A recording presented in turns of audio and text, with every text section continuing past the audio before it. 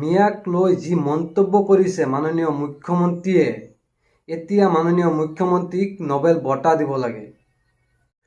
আপোনাক মাননীয় মুখ্যমন্ত্ৰী ক'বলৈ এতিয়া বেয়া লাগে। আপুনি অসমীয়া আৰু মিয়াক ভাগ কৰিব বিচাৰিছে। আপোনাক এতিয়া মুখ্যমন্ত্ৰী ক'বলৈ এতিয়া বেয়া লাগে। আপোনাৰ মুখত এনেকুৱা মন্তব্য শোভা নাখায়। তেওঁলোকে মিয়াৰ কামখিনি কৰক, আমাৰ অসমীয়াই অসমীয়াৰ কামখিনি কৰিব লাগে। যিবোৰ ক্ষেত্ৰত মিয়া আগবাঢ়ি গৈছে তাক অসমীয়াই প্ৰতিযোগিতা কৰিব লাগে। নতুনকৈ এইবাৰ যোৱা বছৰটো প্ৰায় 200 কোটিতকৈ বেছি টকা ৰপ্তানি হৈছে অসমৰ পৰা। কালি মই যোৰহাটত ল'ৰা এজন পাই আহিছোঁ, সি ভোট জলকীয়া বিক্ৰী কৰি 10 লাখ টকা উপাৰ্জন কৰিছে। নাগালেণ্ডত ভোট জলকীয়া ছাপ্লাই কৰে আৰু একজেক্টলি 10 লাখ টকা এই বছৰ ইনকাম কৰিছে। আপোনাৰ মুখেৰে এনেকুৱা কথা কেনেকৈ ওলাল? আপুনি মানুহক ভাগ কৰিব বিচাৰিছে। আপোনাৰ যি কৰ্মকাণ্ড কথা বতৰা সেইবিলাকে স্পষ্ট কৰি দিছে যে আপুনি মুখ্যমন্ত্ৰী হোৱাৰ কোনো যোগ্যই নহয়। আপোনাৰ কোনো যোগ্যই নাই।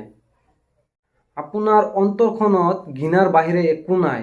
আগতে আপোনাৰ অন্তৰখন চাফা কৰি লওক। আপোনাৰ অন্তৰখনত খালি ঘৃণাই আছে আৰু একো নাই, বাকী একো নাই। আপুনি মিয়াক ঘৃণা কৰিবলৈ শিকাই আছে মানুহক। মিয়াই কি অপৰাধ কৰিছে এনেকুৱা? মিয়াই কষ্ট কৰে, অসমীয়াই কষ্ট নকৰে। কোনে বাধা দিছে? অসমীয়াক কষ্ট কৰিব দিয়ক। মিয়াই যেনেকৈ কষ্ট কৰে অসমীয়া কষ্ট কৰকচোন, তেতিয়া গম পাব। এতিয়া মিয়াৰ কাৰণে চব্জিৰ দাম বাঢ়িলে। কি কথা যে কয়, কি মন্তব্য কৰে আপুনি? ইমান পাৱাৰফুল এজন মানুহ হৈ পেলাই আপোনাৰ হাতত পুৰা গোটেই অসমখন আপোনাৰ হাতত। আপোনাৰ মন্তব্যবিলাক চাই এনেকুৱা লাগে যে আপুনি মুখ্যমন্ত্ৰী হোৱাৰ কোনো যোগ্যই নাই। আপুনি এইটো পাহৰি গৈছে যে আপুনি অসমৰ মুখ্যমন্ত্ৰী।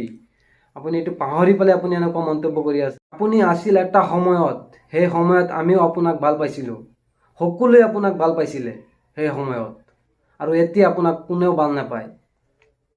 আৰু এতিয়া আপোনাৰ আগৰ যোগ্যতাই নাই।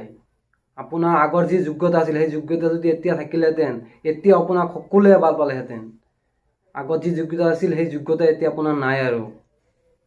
আপুনি এজন অসমৰ ইমান পাৱাৰফুল মানুহ হৈ পেলাই এনেকুৱা মন্তব্য কৰি আছে। গোটেই অসমখন আপোনাৰ হাতত।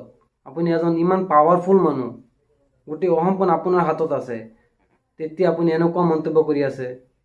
আপুনি অসমৰ মুখ্যমন্ত্ৰী হৈ পেলাই এনেকুৱা মন্তব্য কেনেকৈ কৰে? আপোনাৰ এইটো মুখত শোভা খাইছেনে? আপোনাৰ উচিত হৈছেনে? আপোনাৰ কথাত গোটেই অসমখন চলে। ইমান পাৱাৰফুল মানুহ আপুনি, গোটেই অসমখন আপোনাৰ কথাত চলে, আৰু আপুনি এনেকুৱা মন্তব্য কৰি আছে। মানুহৰ মাজত ভাগ কৰিব বিচাৰিছে। মিয়া আৰু অসমীয়াৰ মাজত ভাগ কৰিব বিচাৰিছে আপুনি।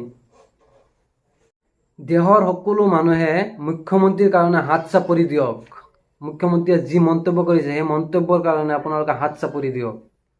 মই এইটো আপোনালোকক অনুৰোধ কৰিছোঁ, দেশৰ সকলোৱে মুখ্যমন্ত্ৰীৰ কাৰণে হাত চাপৰি দিয়ক। এই মন্তব্যৰ কাৰণে মুখ্যমন্ত্ৰীয়ে নোবেল বঁটা পাব লাগে।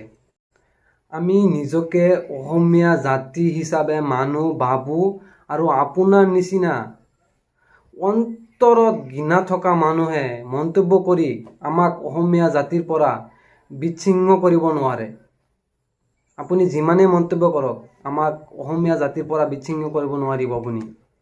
আপুনি যিয়ে নকৰক কিয়। যদি বেলেগ কোনোবা মানুহে এনেকুৱা মন্তব্য কৰিলেহেঁতেন, তেতিয়াহ'লে 1 ঘণ্টাৰ ভিতৰত জেলত সোমাই থৈ দিলেহেঁতেন। এতিয়া হিমন্ত শৰ্মাই কৰিছে, মামাই কৰিছে। এতিয়া মামাৰ হাতত চব, মামা ইমান পাৱাৰফুল মানুহ, মামাৰ হাতত গোটেই অসমখন চলে। এতিয়া মামাকনো কি কৰিব পাৰিব? বেলেগ কোনোবা এনেকুৱা মন্তব্য কৰি চাবচোন কি হয়। ডাইৰেক্ট জেলত সোমাই দিব। মুখ্যমন্ত্ৰী হৈ পেলাই আপোনাৰ মুখত এনেকুৱা কথা শোভা নাখায়। আপুনি কেনেকৈ কৰিলে এনেকুৱা মন্তব্য? কেনেকৈ ক'লে আপুনি? আপুনি আমাক অসমীয়া আৰু মিয়াৰ মাজত ভাগ কৰিব বিচাৰিছে। আমিতো এইটো নাভাবোঁ। আচলতে আপোনাৰ অন্তৰখনেই ভাল নহয়। আপোনাৰ অন্তৰখন আগতে চাফা কৰক। আপোনাৰ অন্তৰখন ভাল হ'লে এনেকুৱা মন্তব্য আপুনি নকৰিলেহেঁতেন। আপোনাৰ অন্তৰেই ভাল নহয়। আপোনাৰ অন্তৰখন আগতে চাফা কৰি লওক। আপোনাক মাননীয় মুখ্যমন্ত্ৰী ক'বলৈ এতিয়া কি কয়, মুখৰ পৰা নোলায় আৰু মাননীয় মুখ্যমন্ত্ৰী ক'বলৈ। এতিয়া বেয়া লাগি আছে। আপুনি মুখ্যমন্ত্ৰীৰ যোগ্যতা কি ৰাখিছে? আপোনাৰ অন্তৰখন আগতে ভালকৈ চাফা কৰক। আজিৰ ভিডিঅ'টো বেছি দীঘল নকৰোঁ, ইমানতে সমাপ্ত কৰিম। জয় আই অসম।